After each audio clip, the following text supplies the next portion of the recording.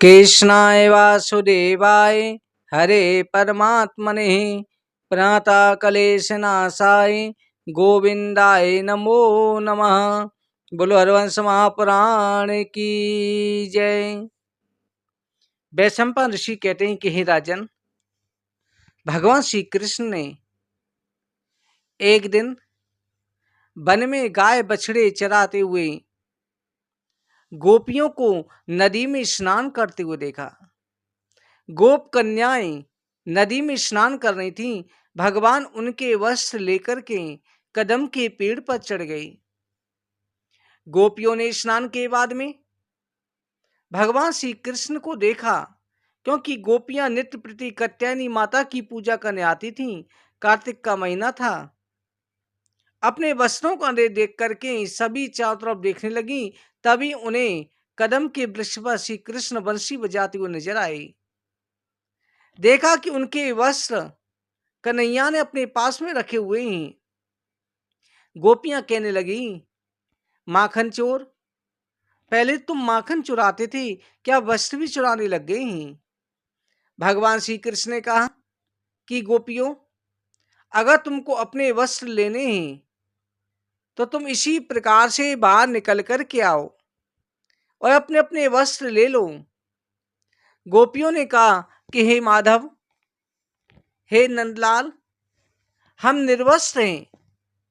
भगवान श्री कृष्ण ने कहा, निर्वस्त्र होकर के, निर्वस्त्र जल में स्नान करके तुमने वरुण देवता का अपमान किया है। गोपी, आज तो मैंने वस्त्र उठाए। बड़े बड़े राक्षस भी कंस के भेजे हुए भ्रमण करते हैं। अगर कोई आकर के तुम्हारे वस्त्रों का हरण कर ले तो क्या होगा? इसलिए आज से प्रतिज्ञा करो कि तुम निर्वस्त्र जल में कभी भी स्नान नहीं करोगी। गोपियों ने प्रतिज्ञा करी, वरुण देवता से क्षमा याचना करी। तब भगवान ने सभी को वस्त्र वापस दिए। भगवान ने सभी को ज्ञान प्राप्त कराया कि आज से कभी कोई निर्वस्त्र स्नान नहीं करना, इससे वरुण देवता का अपमान होता है। गोपियों ने कहा कि हे माधव, हम आपके साथ में मिलना चाहती हैं, आपके साथ नृत्य करना चाहती हैं। जो कुंवारी गोप कन्याएं थी वो कृष्ण भगवान को पति रूप में देखती थी, और जो युवा थी कृष्ण को पुत्र के रूप में देखती थी। भगवान श्री कृष्ण ने कहा कि सभी गोपियों की इच्छा मैं अगले कार्तिक के मास में अवश्य पूरी करूंगा। इस तरह से राजन, एक वर्ष बीत गया। कार्तिक का महीना दोबारा से आया। शरद पूर्णिमा का दिन था। भगवान श्री कृष्ण ने राधा रानी का आह्वान किया। निज वृंदावन में सेवा कुंज में जहां निधिवन है, उस स्थान पर भगवान श्री कृष्ण ने राधा रानी का आह्वान किया। राधा रानी प्रकट हो गई। राधा रानी के रोम रोम से 64 करोड़ गोपियां प्रकट हुई। कहते हैं कि वृंदावन में जगह तो निधिवन तो बहुत छोटा है, इतनी गोपियां कहां से गईं? जब समस्त ब्रह्मांडों को अपने उदर में धारण कर सकते हैं, वो एक शून्य के अंदर संपूर्ण ब्रह्मांड को समा सकते हैं, तो क्या नहीं कर सकते? भगवान श्री कृष्ण ने बंसी बजाना प्रारंभ करा। भगवान श्री कृष्ण की बंसी की धुन सुनकर के पूरे ब्रज की जितनी भी गोपियां थीं, कोई तो अपने पति को भोजन परोस रही थी, कोई बच्चे को खिला रही थी, कोई श्रृंगार कर रही थी। सभी गोपियां उसी अवस्था में आ पहुंची। कहते हैं क्या, जब गोपियां इस अवस्था में आ गईं तो वहां उनके पतियों ने रोका नहीं। कई गोपियों के केवल छाया की गोपियां वहां पर रहीं। कहा जाता है जिनके पतियों ने रोका, उनके प्राण निकल के पहले ही कृष्ण भगवान के पास पहुंच गए। ये महारास, एक आत्मा परमात्मा का मिलन हो रहा है। सभी गोपियां आ गई। वहां पर श्री कृष्ण भगवान के अलावा कोई भी पुरुष नहीं था, सभी स्त्रियां थी। भगवान श्री कृष्ण ने सभी गोपियां जितनी थी उतना ही रूप बनाकर के महारास प्रारंभ किया। देवता आकाश मंडल से खड़े होकर के देख रहे हैं। कामदेव ने अपने बाणों को चलाया, परंतु कामदेव पराजित हो गया। कामदेव ने अच्युत कह करके, हे प्रभु, आप किसी से भी पराजित नहीं होते, आप योगी राज हैं, प्रणाम किया। भगवान कृष्ण की उस समय अवस्था 8 वर्ष की थी। उसी समय भगवान शिव जी ने देखा कि पार्वती जी भी महारास में जा रही है। कहा, देवी, मुझे भी महारास में चलना है, प्रभु के साथ नृत्य करना है, क्योंकि ये महारास ऐसा है, इसमें आत्मा परमात्मा का मिलन होना है। पार्वती जी ने कहा, स्वामी, आप कैसे चलोगे, वहां पर किसी भी पुरुष का प्रवेश निषेध है। भगवान शिव जी ने कहा, देवी, मेरा भी श्रृंगार कर दो। महादेव का श्रृंगार किया।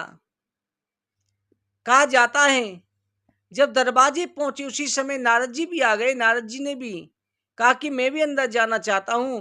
तो ललता विशाखा सखियों ने पहचान लिया, अंदर प्रवेश नहीं करने दिया। तब राधा कुंड के जल में स्नान करके और नारद जी ने नारद कुंड में स्नान करके शंकर भगवान ने कृपा कटाक्ष गाया। कहते राधा कुंड के जल में आज भी स्नान करके 108 बार कृपा कटाक्ष गाया जाता है। राधा कुंड के जल में खड़े होकर राधा रानी दर्शन दे देती हैं। मुनिंद बृंद बिंदते ते लोक शोक हारिणी, प्रसन्न वक्र पंकज निकुंज भूविलासिनी, ब्रजेन भानु नंदिनी ब्रजेन सून संगते, कदा करिष्ये माम कृपा कटाक्ष भाजनम। उस समय भगवान महादेव को राधा रानी के दर्शन हुए। राधा रानी की कृपा से उन्हें गोपी भाव प्राप्त हुआ। नारद जी नारद गोपी बन गए। महारास में प्रवेश हुआ। महारास में अनेक प्रकार की प्रभु की लीलाएं चल रही हैं। महारास हो रहा है। शंकर भगवान ने घूंघट मार रखा है। ललता विशाखा सखियों ने पूछा, पार्वती जी का, कि हे देवी, तुम्हारे साथ में ये गोपी है, इसने घूंघट क्यों मार रखा है? यहाँ पर किससे शर्म? यहाँ तो परम ब्रह्म श्री कृष्ण है, बाकी कोई पुरुष नहीं है। पार्वती जी कहती हैं, ये मेरी सहेली है, अभी नई शादी हुई है, इसलिए शर्माती बहुत है, बहुत शर्मीली है, इसलिए घूंघट मार रखा है।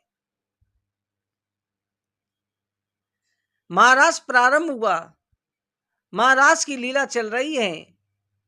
गोपियों ने गोपी गीत गाया। महाराज में लीला होते होते भगवान श्री कृष्ण ने अपनी बंसी बजानी प्रारंभ कर दी।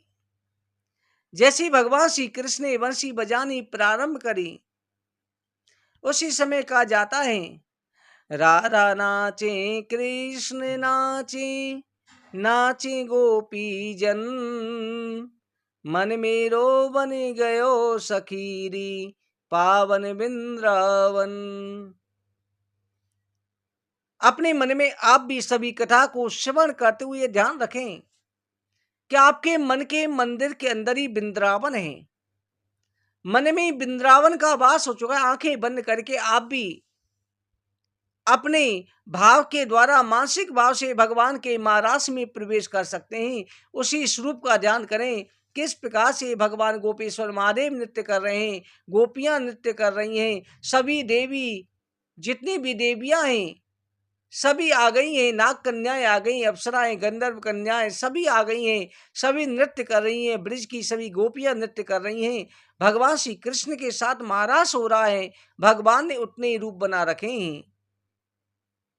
चंद्रमा भी गोपी भाव में परिवर्तित होकर के अपनी 16 कलाओं से 16,000 गोपियों के रूप में प्रकट हुआ। महारास कहते कहते जब महारास में आनंद आ रहा, 1 वर्ष की रात हो गई थी, इतना महारास चला, किसी को होश नहीं रहा, सभी योग माया के द्वारा बेहोशी में रहे। महारास में इस प्रकार से महारास हो रहा है। भगवान श्री कृष्ण ने बंसी बजाना प्रारंभ करा। जैसी बंसी की धुन पड़ी, उसी समय महादेव ध्यान मग्न हो गए, नृत्य करने लगे। नृत्य करते करते तांडव नृत्य करने लगे। सिर से साड़ी का पल्लू गिर गया। जैसी से साड़ी का पल्लू गिरा, सभी गोपियां इधर उधर भागने लगी। सभी ने देखा ये तो महादेव हैं, गले में नाग पड़े हुए हैं, मुंडों की माला दान किए हुए हैं। जैसे ही भगवान ने फिर बंसी को बंद किया, महादेव को उसाया, महादेव जो है साड़ी के पल्लू को ढकने लगे, सिर पर ढकने लगे। भगवान श्री कृष्ण ने कहा, हे भोले बाबा, अब आपका भेद खुल गया है। आप मेरे महाराज की मर्यादा रखने के लिए, इसका संसार में महत्व बढ़ाने के लिए गोपी बन करके आए। हे मेरे भोले बाबा, आज से वृंदावन में आप गोपेश्वर महादेव के नाम से पूजे जाओगे। जो गोपेश्वर महादेव की पूजा करेगा उसे मेरी कृपा प्राप्त होगी, उसे गोलोक धाम की प्राप्ति होगी। आप गोपेश्वर महादेव हो। सभी गोपियों ने, भगवान कृष्ण ने गोपेश्वर महादेव की पूजा करी।